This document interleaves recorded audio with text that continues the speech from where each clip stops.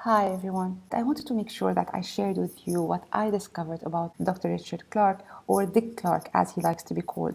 I contacted him through LinkedIn and I asked for a 15 minutes interview, and instead of 15 minutes I got a 40-minute phone call with him, and it was extremely rich, extremely interesting. And I want to share this parts of this interview with you this evening. So what I'm going to do, I'm going to start with an overview of who is Richard Clark, what are his major achievements, and then I want to share with you the parts where he talks about the keys of his success, his experience as a PhD student, how the media methods debate started, whether we actually learn, according to him, from discovery, learning, and games, what are the pitfalls of belonging to either the qualitative or the quantitative camps in education research. And he also gave us, the EDUC 805 students, some advices. So let's get started. Dick Clark is a professor of education psychology and technology at University of Southern California, Rossier School of Education since 1978. He is also a clinical professor of surgery at the same university, Department of Surgery, Keck School of Medicine since 2008. He is also the co-director of the Center for Cognitive Technology at the same university since 2005. Dick Clark is also the owner and chief executive officer of Atlantic Training, which is a training consulting firm since 1982.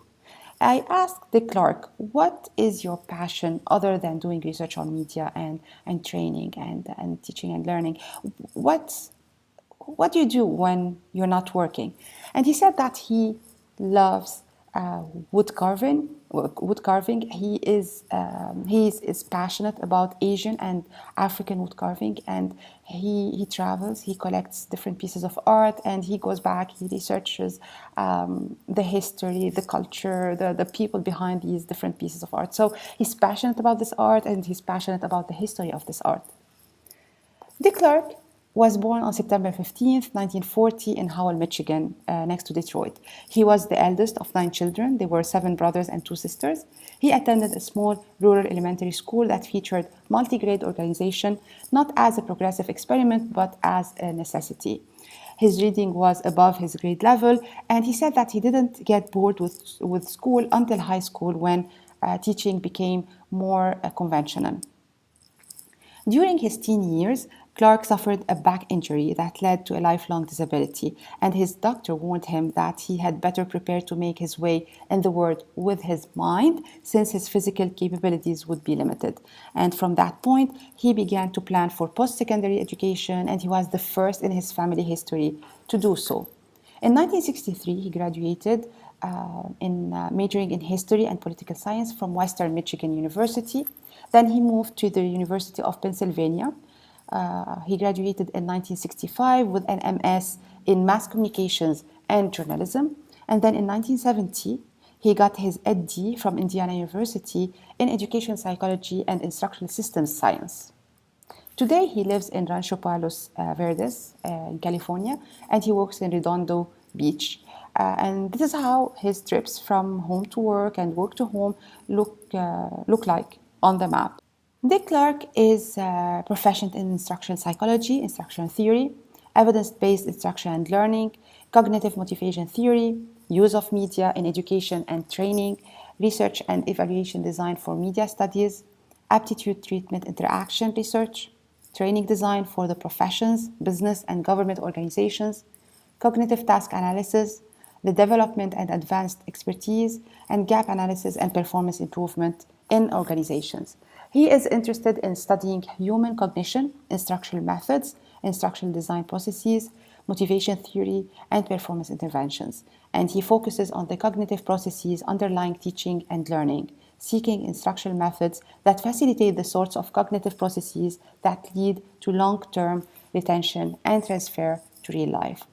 When I looked at his CV, he has a long list of professional honors and awards, and I'm sharing on this slide only a few of them. He has also more than 350 publications, and from his books I'm mentioning here Learning from Media, Turning Research into Results with the 2 editions, Advances in Learning and Instruction series, Handling Complexity in Learning Environments Theory and Research. And he also taught a big variety, very rich variety of courses, such as learning theory, motivation theory, organization theory, and another one that I found interesting, he taught analogy and metaphor in thinking and problem solving. I asked Dr. Clark, what did you do? How come you're so successful? What were the keys of your success? And this is what he said. I think actually that success is about one half luck and another half is very deliberate effort that you invest, hard work. And I've often thought that you can't control luck, but you definitely can control your own effort. And so I think maybe a lot of people hope that luck is going to be enough, and it's not. Or that just getting a degree is going to make them successful, and it won't. I think it's less important to have a degree than it is important to work very hard and in a focused way over a long period of time on what the problems that you want to solve. And I think I worked hard. According to Dick Clark, his experience as a PhD student was extremely rich, and it opened doors for him. So let's hear what he said about his life as a PhD student. I think one of the things I was lucky about was that when I was in my doctoral program, it was at a time when the federal government gave a lot of money for doctoral students. I had a fellowship I was from a very poor family. I had to pay for my entire schooling by myself, which meant I had to work 2 or 3 jobs often. And I mean, literally at the same time as I was going to school. And that fellowship freed me up to only think, to only go to classes, to only be a student. And it made a huge difference. That was number one. And number two, I was at a university at the time that had a big federal grant to try to support the doctoral students in research. And part of that grant was hiring some of the best researchers in the country to come in for 2 to 3 months to work with us. And I had the opportunity to work with some extraordinary people at that time. Debbie Solomon who had just finished his doctorate at Stanford, Rich Snow from Stanford. These are names that no one knows anymore because most of these people are gone now. But they were incredible teachers. They were doing first-rate work, and they spent a huge amount of time with us as doctoral students. And it wasn't that we disliked our own faculty. They were wonderful people. But to hear people from the outside with different points of view and to hear them constantly it was very invigorating. And then thirdly, it was a university that was flexible. We had classes that lasted for 2 months, and we had other classes. We had one seminar that lasted for 2.5 years. We weren't ready to be done with it. It was a weekly seminar that went on for 2.5 years. And we picked topics, and we did wonderful work, and we worked hard, we were challenged, and we were excited. So if there's anything that helped me a great deal that's not obvious, it was that program, I think. As a result of meeting some of those outside faculty members, I was invited to take a faculty position at Stanford, and that was a huge thing for my career to go there. Not necessarily that you do better work at a university like that, but it certainly creates a cachet that opens doors for you after that. When we talk about instructional design, when we talk about HPT, when we talk about Dick Clark, we have to talk about the media methods debate. And this is how the whole debate started.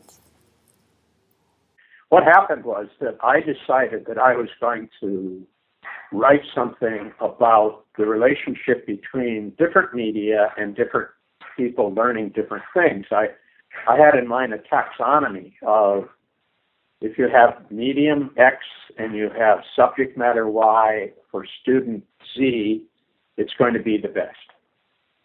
And I decided to take an entire sabbatical leave, 1 whole year, and read everything that had ever been written about media research. I was going to read every study, and not just in English, but in some other languages. So I had colleagues who were fluent in English and in other languages read articles and summarize them for me in France and Germany and so on.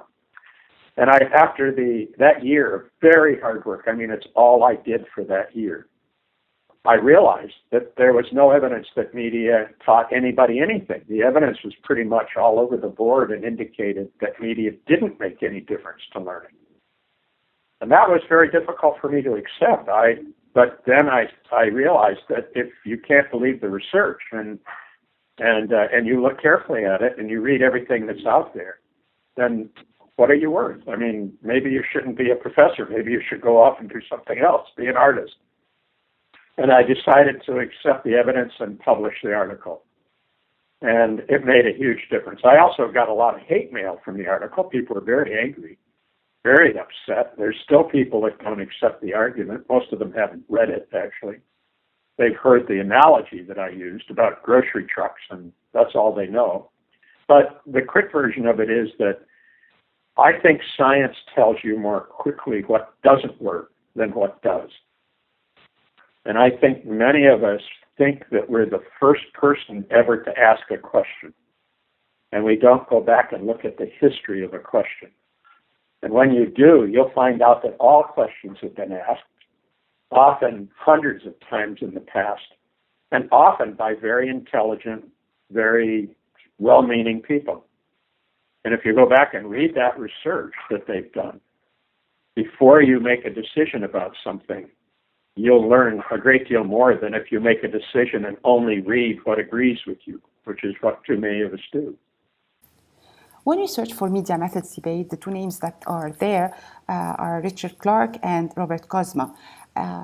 When Richard Clarke said, media are mere vehicles that deliver instruction, but do not influence student achievement any more than the truck that delivers our groceries cause changes in our nutrition, Kozma said, capabilities of a particular medium, in conjunction with methods that take advantage of these capabilities, interact with and influence the ways learners represent and process information, and may result in more or different learning when one medium is compared to another for certain learners and tasks. So Richard Clarke says, instructional methods have been confounded with media. Methods are what influence learning. And Kozma says we must distinguish between learning from media and learning with media. Dick Clark has a very clear position about discovery learning and games and whether they should be or should not be used in training and in teaching and learning. So let's listen to what he said about this. Or even more important is the belief that children learn best or adults learn best when you let them discover what it is that they need to learn. That's insane, actually. And yet it's the most common view that's out there right now. Discovery learning, and also all of the fascination with games, when in fact there's almost no evidence that games make the difference. I know there's studies out there. I know there's books that claim to provide research that games actually teach people things better than something else. And if you look at those studies, they're all done by the people who either have developed the games or who sell them. And it's embarrassing, actually, the beliefs that we allow ourselves to accept because they're comfortable to us, because they meet our expectations. And yet, it's accepting beliefs about things that actually don't work.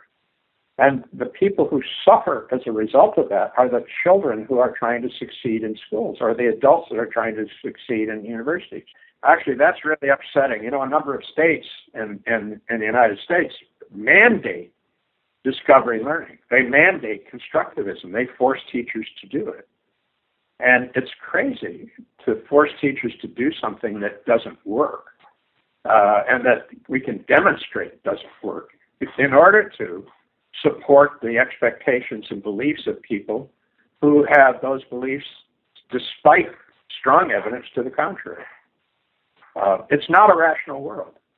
And to me, people in educational technology, our contribution to the world can be that we should follow the evidence, not our hopes or expectations, but the evidence. In the interview, Dick Clarke discussed the pitfalls of belonging to either the qualitative or the quantitative camp when you're doing research in education. So let's listen to this part. I think the actual challenge for each one of us is to become expert in both areas. And I think that's difficult because the faculty that we deal with many of them have become radicalized. That there's a political issue here that is insane, actually, and I hope we get over it soon. And the political issue is that this focus on qualitative versus quantitative has become like, two religions that are warring with each other, which is insane, since you have to put them together to make any kind of a decent insight about something.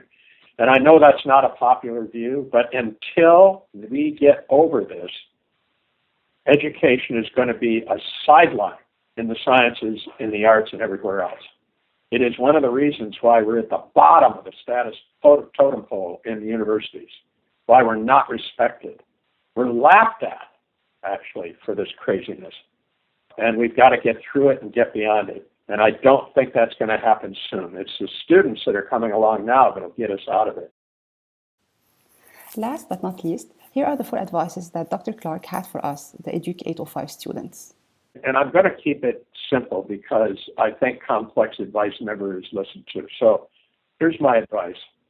The first advice I have is for people to follow their passion. I don't care what it is. You have to be passionate about a problem that you want to solve, something you want to know about in order to be successful, I think. Secondly, whatever you're passionate about, don't go forward in it before you have reviewed past thinking and research about it. Because they're very smart, very bright, very hardworking people that have had that same passion in the past. Find out what they thought and what they learned before you do what you're going to do. That, by the way, to me, is the best advice I can give. If you don't do that, you're condemned to repeat the mistakes of the past. You're condemned to not make progress in your career because you'll just simply be duplicating the dead ends that are already out there, or else that problem would have been solved already. The third thing is, for me, is that people have to be willing to be wrong and to accept evidence that doesn't fit their expectations. And that evidence needs to be from well-designed studies where all other plausible interpretations of an outcome are eliminated except the one that is obvious. And finally, I think that you have to keep in mind that research is much better at telling you what doesn't work than what does.